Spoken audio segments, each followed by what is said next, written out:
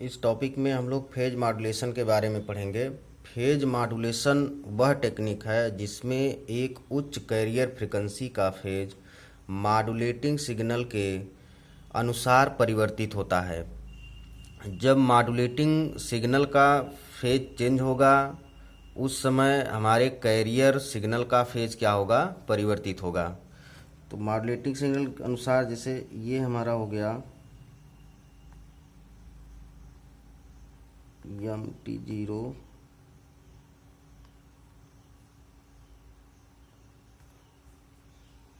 पाई 2 पाई 3 pi T.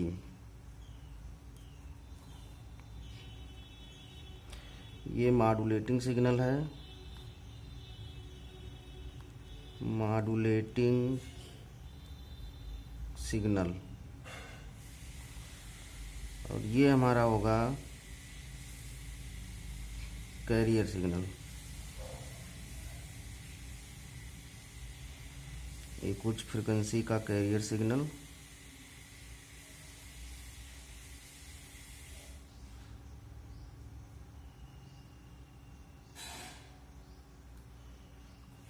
ये है carrier signal, जिसे CT से हम लोग डिनोट करते हैं टू टी। अब यहाँ से जैसे हम लोग ऐसे डॉटेड लाइन बना लेंगे इस तरह से, तो मॉड्यूलेटेड वेव दिखाने में इजी होगा कि कैरियर सिग्नल का फेज कैसे चेंज हो रहा है।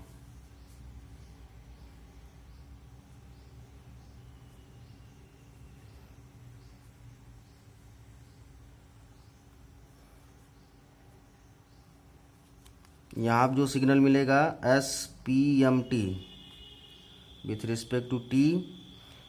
अब यहाँ पे जैसे सिग्नल 0 से स्टार्ट है, ऐसे चलेगा सिग्नल।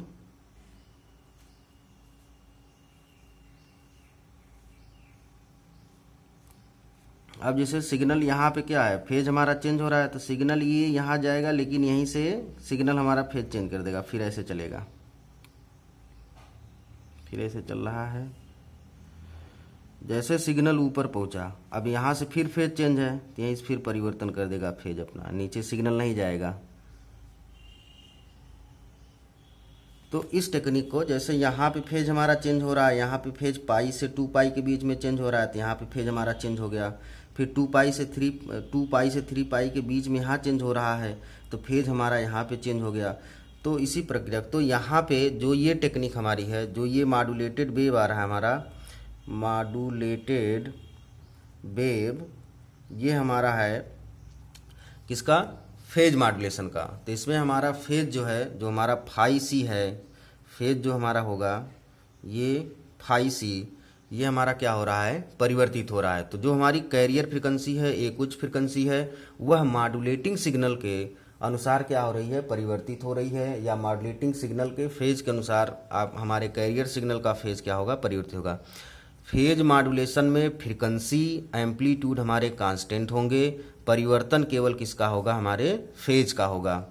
तो यहाँ पे जैसे अगर हम एक कैरियर सिग्नल की बात करें तो हमारा CT बराबर क्या होगा, CT बराबर EC cos omega CT plus phi सी।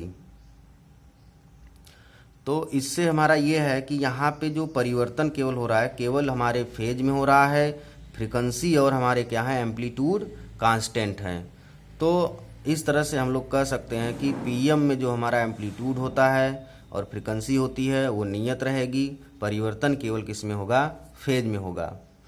अब हम लोग चलते हैं इसके मैथमेटिकल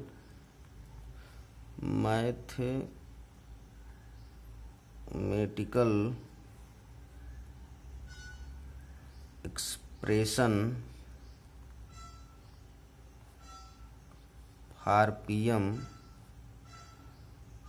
वेव।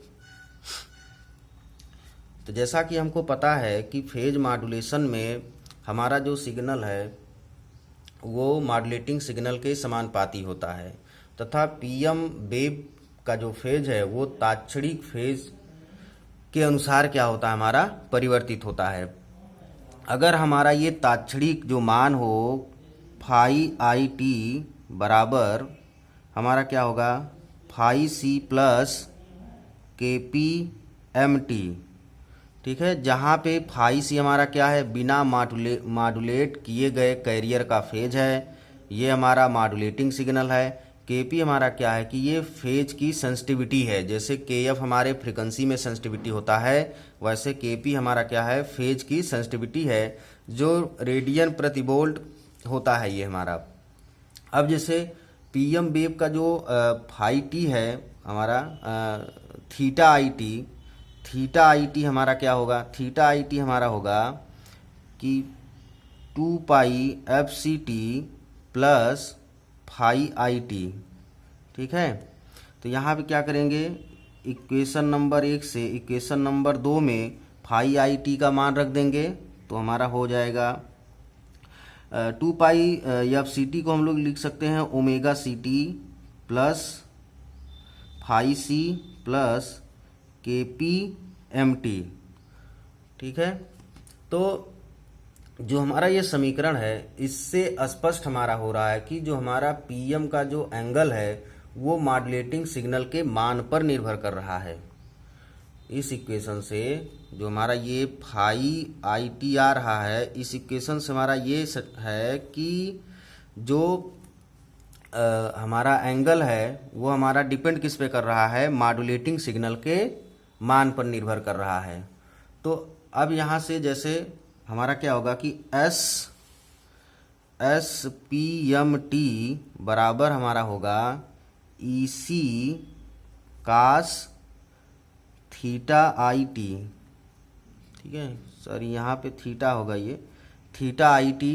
तो यहाँ पे अब थीटा आई टी इस जैसे इक्वेशन नंबर 3 इसको मान लें, इसको इक्वेशन नंबर 4 हमने मान लिया, तो इक्वेशन नंबर 3 से इक्वेशन नंबर 4 में थीटा आई टी का मान रखने पर क्या मिलेगा हमको, ई सी कास कोष्टक में ओमेगा सी टी को हम लोग लिख सकते हैं 2 pi F C T plus phi C plus K P M T.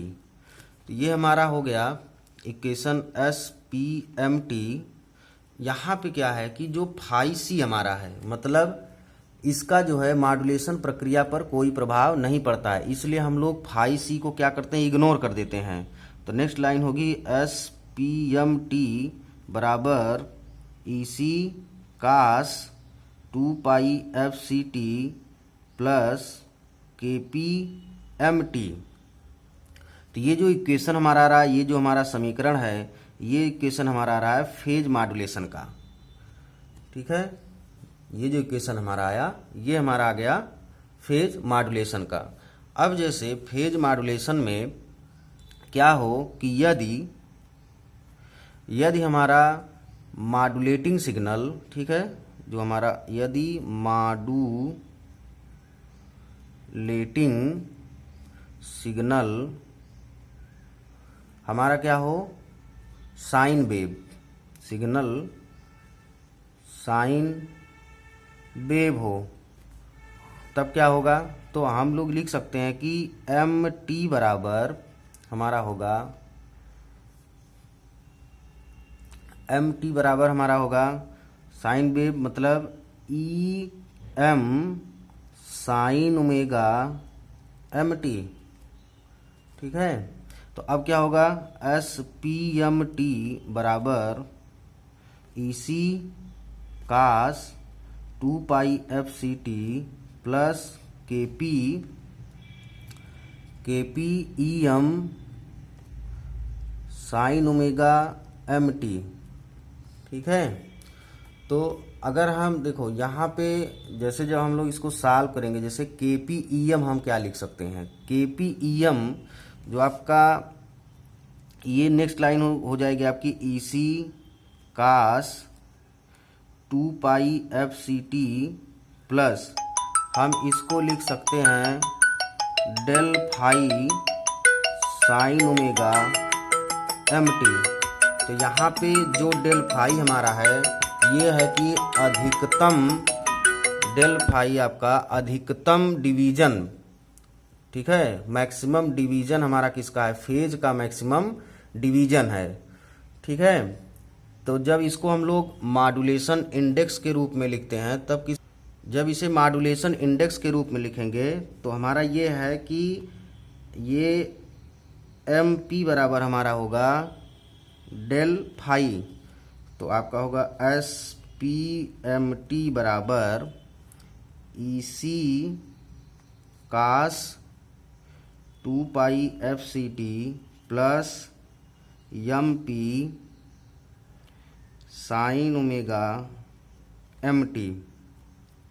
तो ये हमारा इक्वेशन आ जाता है कि फेज मॉड्यूलेशन इक्वेशन।